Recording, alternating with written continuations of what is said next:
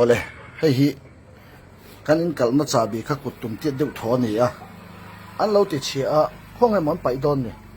ti chuan he chabi te hi hian minan kal sak le thlap ani a ha tha khop mai kan in an lo roka ti hianin heng lai parda ten lo lep se veka silai kan zong an tia ti chuanin ti hianin kan room hi kan nu parum hi ti hian hei adar pheng phung mai ni ti hianin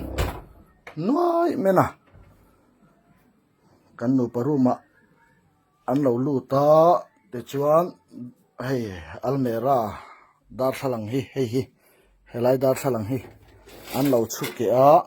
henglai te he an lo chuna sa niang a khor ve nge ngu ka kan poisa hi noi som pariat le singsari borvel an la a kan nu tlereu thanem tak nen ti hianin kan sum nai ang le kan nu tlereu te chu an la fai ta vek ani hi thom hno lam hi chu an la bik lo nge mon ni a bo lo kan la chiang che lawa silai kan zong an tia ma se mi poisa lak tel kha silai aniang karing tiang hian an lo min lo soi sakani kan in chung hi chu CNDF nge an ni ti hi kanau an ma ni falam jinga mi nge awa mu chu chuanin min thila ti hianin CNDF nge an ni ti kha asoi ani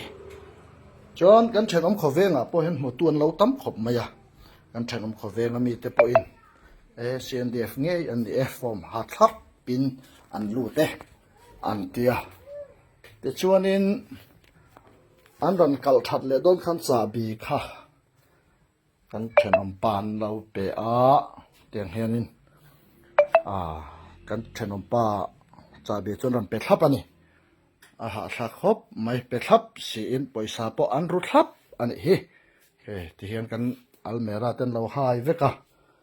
khum lampo ti khianin an lo lep se veka ni rem rum mena aboi tha khop mai zalen na kan sual an tia mi rokin an sual nge ni don katia tiang hian poisa thanem tak le kan tlereu thanem tak an ru chuak ani